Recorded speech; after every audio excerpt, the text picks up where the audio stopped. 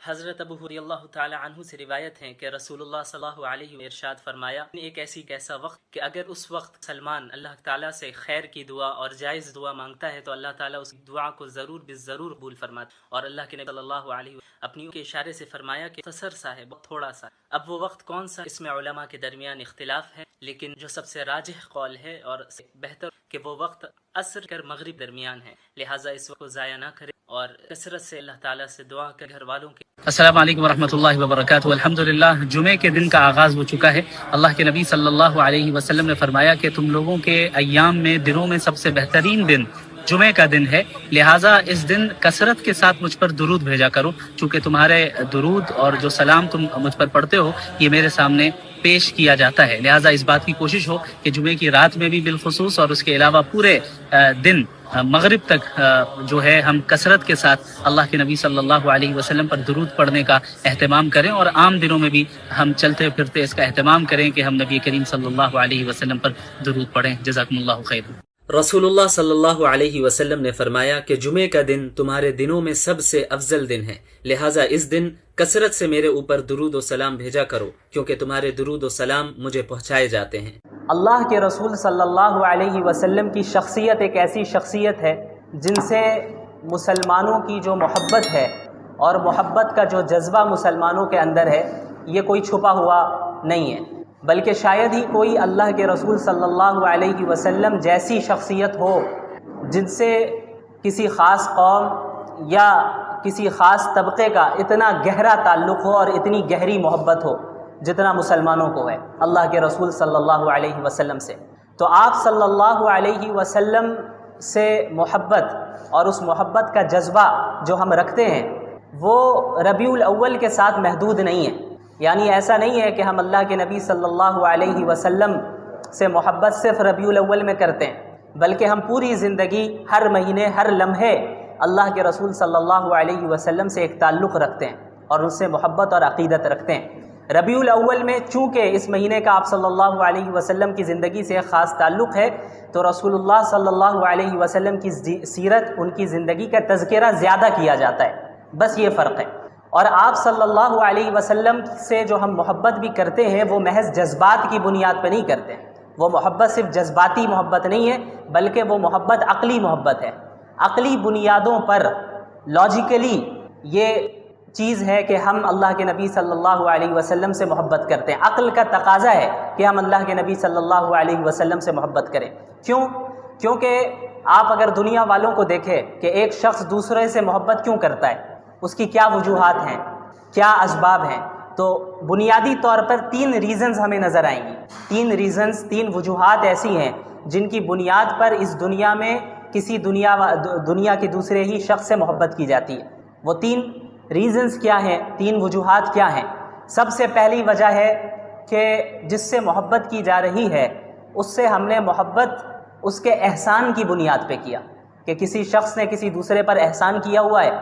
تو جس پر احسان کیا گیا اسے ایک عقیدت ہو گئی، ایک محبت اس شخص سے جس نے اس کے اوپر احسان کیا ہے۔ دوسری وجہ کیا ہوتی ہے کہ ہم کسی کے اخلاق سے اور اس کے کردار سے متاثر ہو کر اس سے محبت کرنے لگتے ہیں، اس کے کیریکٹر سے متاثر ہو کر ہم محبت کرنے لگتے ہیں، یہ دوسری وجہ ہوئی۔ اور تیسری وجہ کیا ہے کہ ہم سامنے والے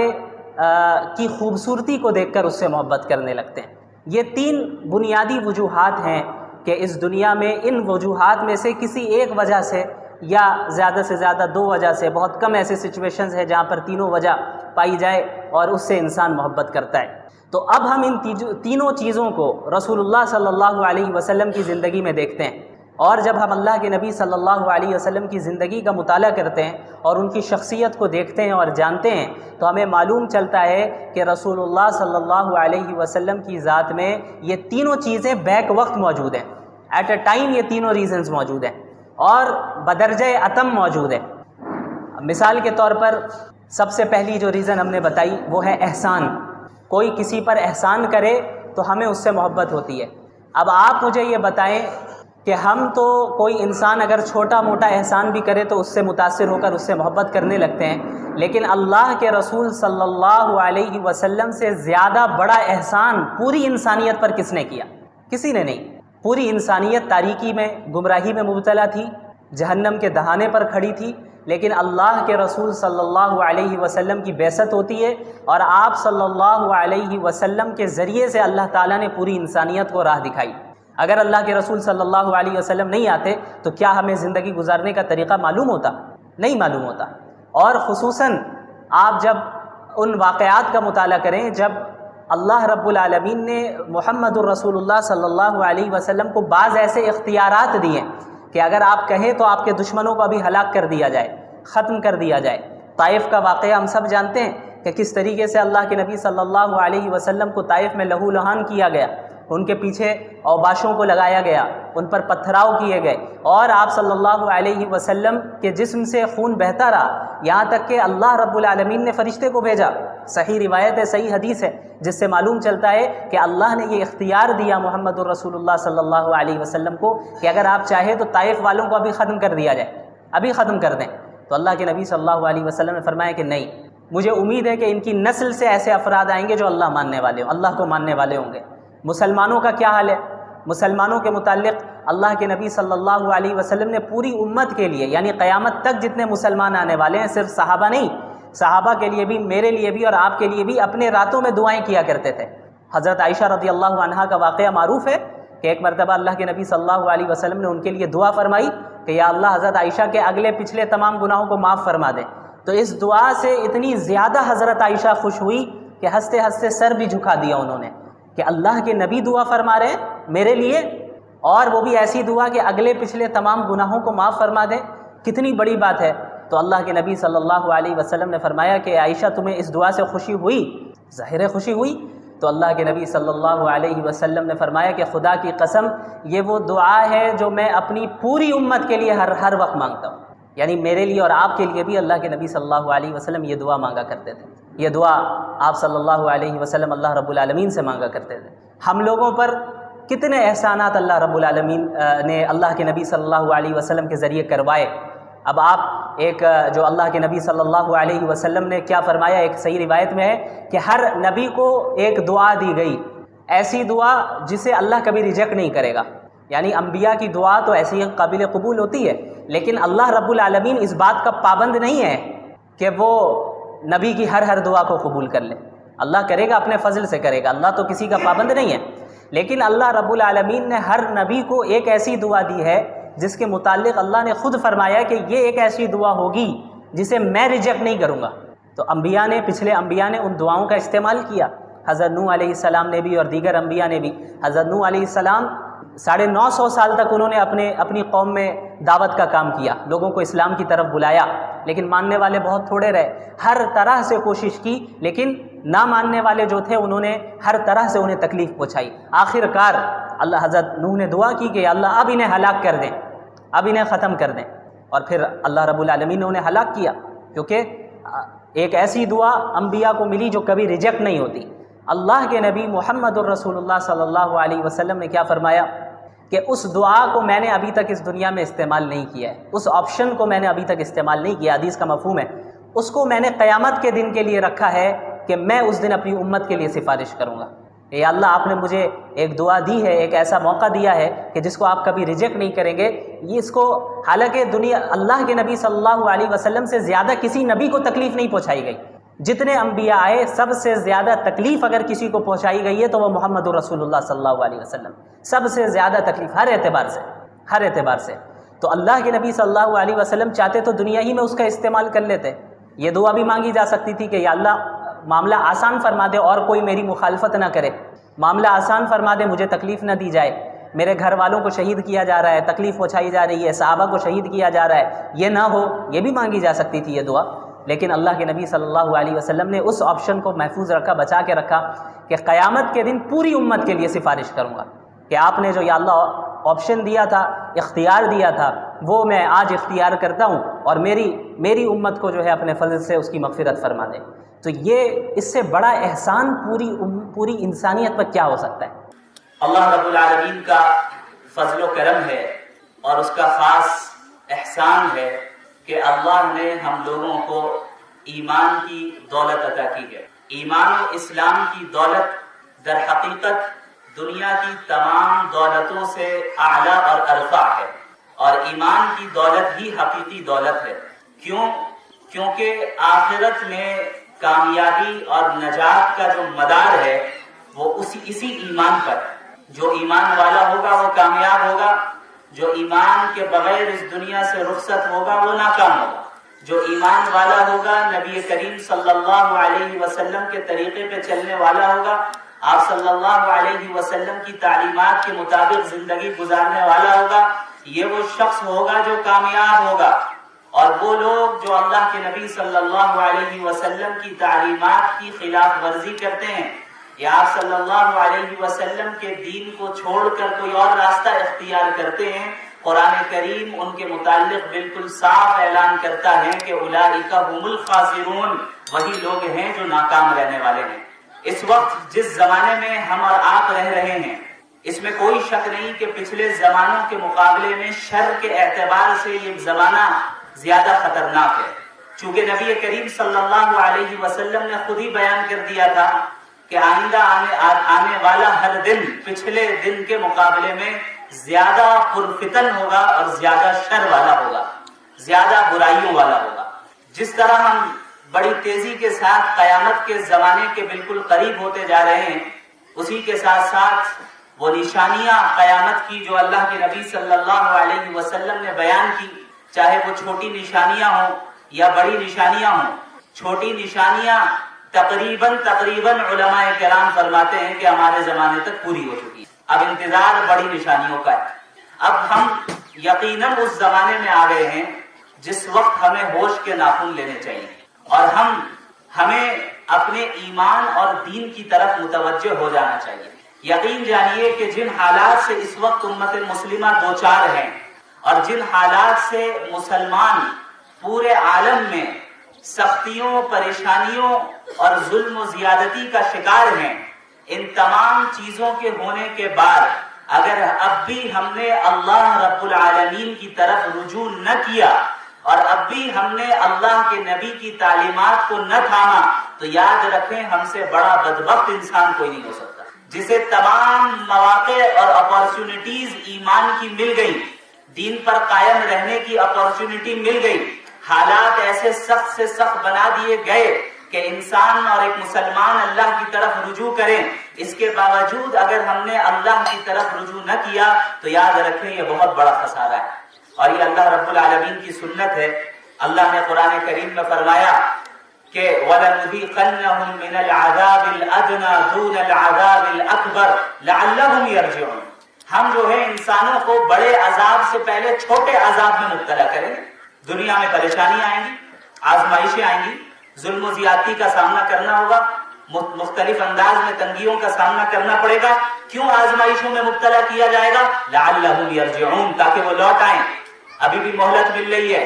ابھی بھی موقع مل رہا ہے کہ بڑے عذاب کے آ جانے سے پہلے اللہ کی طرف رجوع کر لو، چونکہ اللہ کا عذاب جہاں ایک مرتبہ آ گیا اب کسی کی توبہ قبول ہونے والی نہیں ہے۔ فرعون نے کب توبہ کی؟ کہ جب عذاب آ پڑا، جب عذاب آ پڑا۔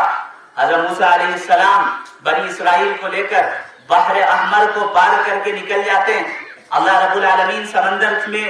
بیچ میں راستہ بنا دیتا ہے، دونوں طرف پانی الگ ہو جاتا ہے اور بیچ سے راستہ ہموار ہو جاتا ہے۔ اللہ کے نبی حضرت موسیٰ علیہ السلام بنی اسرائیل کو لے کر نکلتے ہیں، فرعون یہ دیکھتا ہے کہ بھائی راستہ بن چکا ہے، حضرت موسیٰ اور بنی اسرائیل اس راستے سے چل کر سمندر کو پار کر رہے ہیں، ہم بھی پار کریں گے، ہم بھی موسیٰ اور بنی اسرائیل کا پیچھا کریں گے۔ فرعون کا لشکر جیسے ہی سمندر کے بیچوں بیچ میں پہنچتے ہیں، اللہ رب العالمین سمندر کو ملا دیتے ہیں۔ اب وہ ڈوب رہا ہے، عذاب میں مبتلا ہو گیا، بڑے عذاب میں مبتلا ہو گیا۔ اب وہ کہتا ہے کہ آمنت بالذی آمنت به بنی اسرائیل، بنو اسرائیل، آمنت بالذی آمنت به بنو اسرائیل وانا من المسلمین، میں اب ایمان لے آتا ہوں، اب میں مسلمان ہو جاتا ہوں، اس خدا پر میں ایمان لے آیا جس خدا کو بنی اسرائیل نے خدا مانا ہے۔ اللہ نے کیا فرمایا؟ الآن، اب ایمان لا رہے ہو، اب ایمان لا رہے ہو، جبکہ وقت نکل گیا، جب تم بڑے عذاب میں مبتلا ہو گئے اور تم نے جو ہے وقد عصیت قبل وکنت من المفسدین، اس سے پہلے تم نے نافرمانیاں کی اور زمین میں فساد پھیلایا، اب اللہ کے ہاں توبہ قبول نہیں ہوگی، اللہ کے نبی صلی اللہ علیہ وسلم نے فرمایا ان اللہ یقبل توبۃ عبدہ ما لم یغرغر، اللہ تعالیٰ ایک بندے کی توبہ اس وقت تک قبول کرتا ہے جب تک کہ وہ حالت غرغرہ میں نہ پہنچ جائے۔ چیز ہے کہ ہم اللہ کے نبی صلی اللہ علیہ وسلم سے محبت کرتے ہیں، عقل کا تقاضا ہے کہ ہم اللہ کے نبی صلی اللہ علیہ وسلم سے محبت کریں۔ کیونکہ آپ اگر دنیا والوں کو دیکھیں کہ ایک شخص دوسرے سے محبت کیوں کرتا ہے، اس کی کیا وجوہات ہیں، کیا اسباب ہیں، تو بنیادی طور پر 3 ریزنز ہمیں نظر آئیں گی۔ 3 وجوہات ایسی ہیں جن کی بنیاد پر اس دنیا میں کسی دنیا کی دوسرے ہی شخص سے محبت کی جاتی ہے۔ وہ 3 ریزنز کیا ہیں، 3 وجوہات کیا ہیں؟ سب سے پہلی وجہ ہے کہ جس سے محبت کی جا رہی ہے اس سے ہم نے محبت اس کے احسان کی بنیاد پہ کیا، کہ کسی شخص نے کسی دوسرے پر احسان کیا ہوا ہے تو جس پر احسان کیا گیا اسے ایک عقیدت ہو گئی، ایک محبت اس شخص سے جس نے اس کے اوپر احسان کیا ہے۔ دوسری وجہ کیا ہوتی ہے کہ ہم کسی کے اخلاق سے اور اس کے کردار سے متاثر ہو کر اس سے محبت کرنے لگتے ہیں، اس کے کیریکٹر سے متاثر ہو کر ہم محبت کرنے لگتے ہیں، یہ دوسری وجہ ہوئی۔ اور تیسری وجہ کیا ہے کہ ہم سامنے والے کی خوبصورتی کو دیکھ کر اس سے محبت کرنے لگتے ہیں۔ یہ 3 بنیادی وجوہات ہیں کہ اس دنیا میں ان وجوہات میں سے کسی ایک وجہ سے یا زیادہ سے زیادہ 2 وجہ سے، بہت کم ایسے سچویشنز ہیں جہاں پر تینوں وجہ پائی جائے اور اس سے انسان محبت کرتا ہے۔ تو اب ہم ان تینوں چیزوں کو رسول اللہ صلی اللہ علیہ وسلم کی زندگی میں دیکھتے ہیں، اور جب ہم اللہ کے نبی صلی اللہ علیہ وسلم کی زندگی کا مطالعہ کرتے ہیں اور ان کی شخصیت کو دیکھتے ہیں اور جانتے ہیں تو ہمیں معلوم چلتا ہے کہ رسول اللہ صلی اللہ علیہ وسلم کی ذات میں یہ تینوں چیزیں بیک وقت موجود ہیں، ایٹ اے ٹائم یہ تینوں ریزنز موجود ہیں اور بدرجہ اتم موجود ہے۔ مثال کے طور پر سب سے پہلی جو ریزن ہم نے بتائی وہ ہے احسان۔ کوئی کسی پر احسان کرے تو ہمیں اس سے محبت ہوتی ہے۔ اب آپ مجھے یہ بتائیں کہ ہم تو کوئی انسان اگر چھوٹا موٹا احسان بھی کرے تو اس سے متاثر ہو کر اس سے محبت کرنے لگتے ہیں، لیکن اللہ کے رسول صلی اللہ علیہ وسلم سے زیادہ بڑا احسان پوری انسانیت پر کس نے کیا؟ کسی نے نہیں۔ پوری انسانیت تاریکی میں، گمراہی میں مبتلا تھی، جہنم کے دہانے پر کھڑی تھی، لیکن اللہ کے رسول صلی اللہ علیہ وسلم کی بعثت ہوتی ہے اور آپ صلی اللہ علیہ وسلم کے ذریعے سے اللہ تعالیٰ نے پوری انسانیت کو راہ دکھائی۔ اگر اللہ کے رسول صلی اللہ علیہ وسلم نہیں آتے تو کیا ہمیں زندگی گزارنے کا طریقہ معلوم ہوتا؟ نہیں معلوم ہوتا۔ اور خصوصاً آپ جب